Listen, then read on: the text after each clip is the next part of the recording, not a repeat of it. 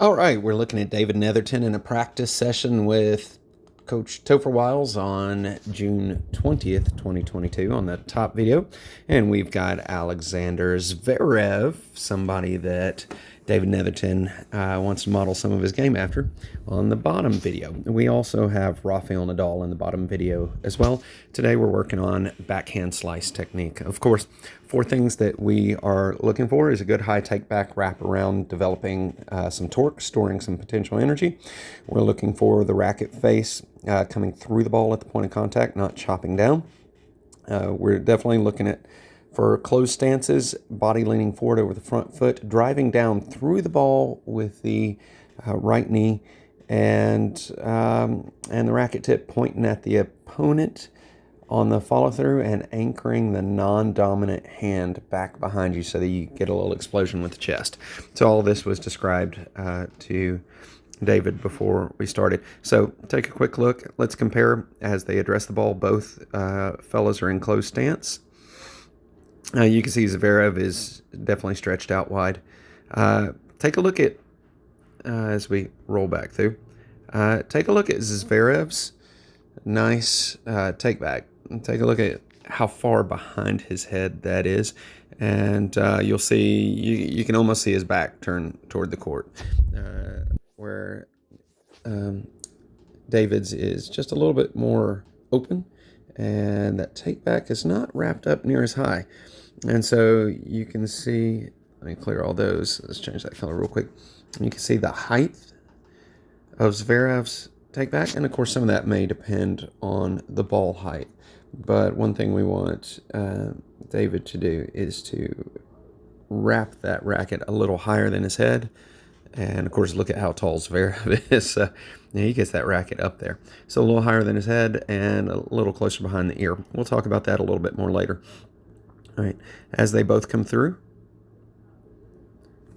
you take a look, and the ball is a little lower for David and a little higher for Zverev. It's right above Zverev's waist. And you can see at the point of impact, both fellows are catching it out in front of them, and not too bad at the point of impact. The interesting thing to note is going to be, let's change our color and go red, and take a look at that straight leg that, let me draw that a little bit different. Take a look at that straight leg that David is hitting off of, and take a look at Zverev's bent knee. He's staying down low and through the ball. And so David had a tendency to lift and rise a little bit like you would on a normal backhand, developing topspin and now bringing it up higher over the net. And Zverev has a tendency to stay down and low, pushing down, forward, and through the ball. Take a look at their follow through. Okay, you can definitely see some of the straightness of the leg on the follow through. We've got some great anchoring. Let's change that color again because I like green whenever we got something good going. Great anchoring of that non-dominant hand out behind so that the chest can explode, the shoulder blades can pinch back. We've got the racket point pointing at our opponent on both videos. And so some really good things going on here on this backhand slice. Let's keep rolling. Down on the bottom video, you've got a video of Nadal. I'm just going to unlock, and let's take a look at Nadal's take back. So great take back, not quite as high as Zverev's, but look how far he wraps it behind his ear, back behind his head, just to get that extra torque and that potential energy stored up before the stroke.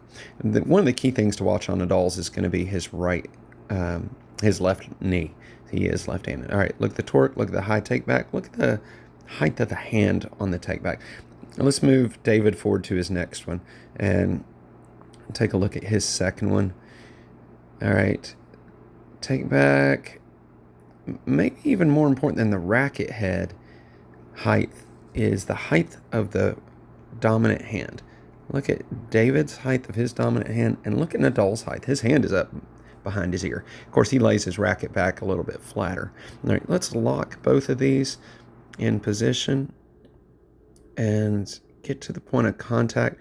So this is David's second backhand slice as I'm doing really short feeds. And take a look at the difference. Let's change our color again. Clear lines. Take a look at the difference in the front leg.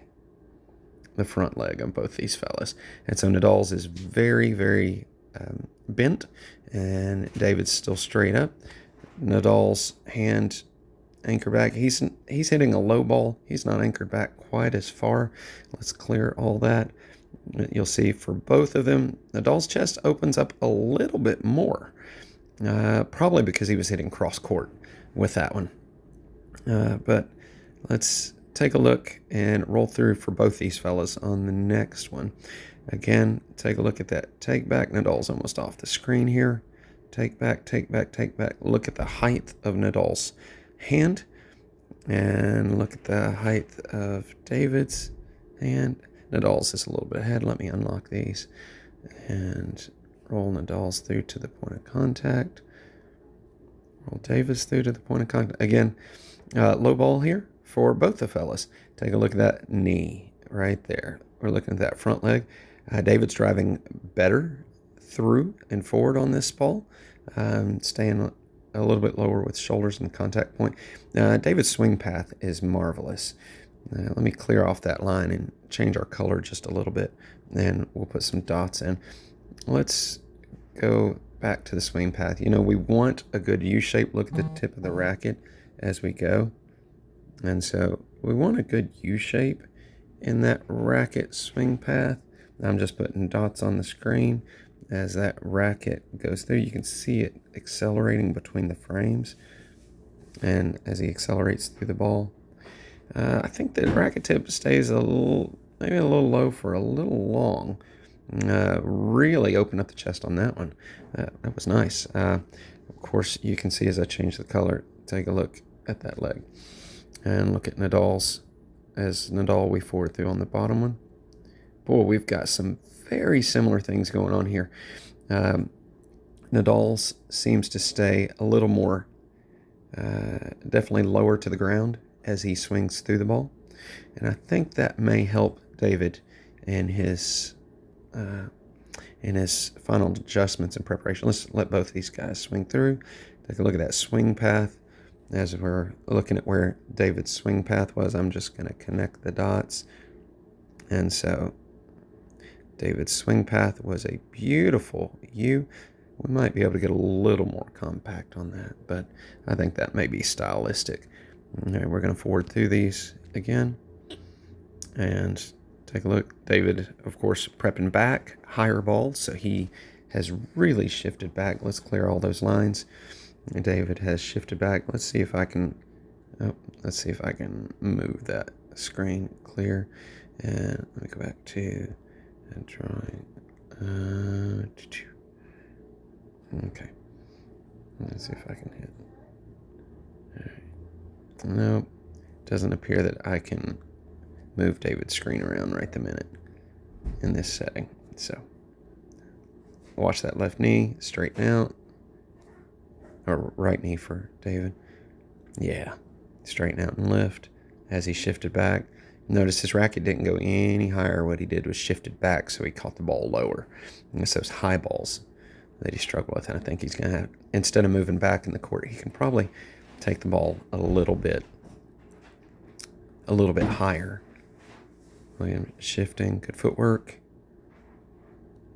All right. Let's see if we can sync Nadal and David up one more time. And so let's move Nadal through to the point of... Oh, wow. Look at him move forward in the court through the point of contact. Right there. Nope. Right there's point of contact for Nadal. Shift David.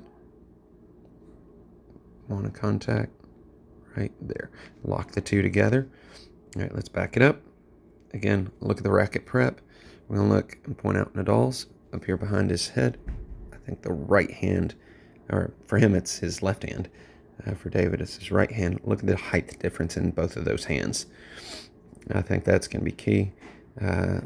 Definitely Nadal's hitting slightly open stance on his cross court. Closed stance is definitely the Zverev's backhand. We really like a closed stance on the backhand slice.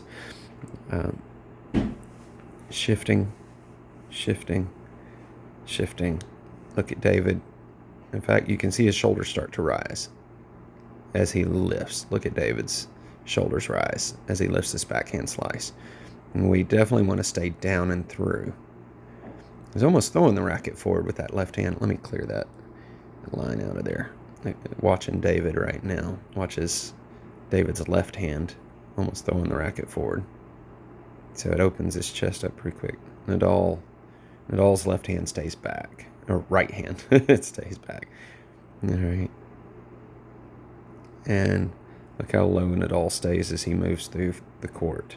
Both knees are bent over David. So I think that's one of the things that we can do to improve David's backhand slice is to help him avoid raising up and possibly a higher take back with a little more take back so he can develop a little more, store up a little bit more potential energy before the swing. And so definitely a little bit of difference and a lot to learn in the follow through. I think if we can take that left leg and get it to pivot on that front foot with the knee bent, I think that'll actually shorten your recovery time and your recovery step as well for the next shot. So I think we need to have a heavy focus on the take back and on that front leg when hitting the backhand slices. And there you go, David. Great job. It was fun hitting with you, and I hope that this little video is helpful for you.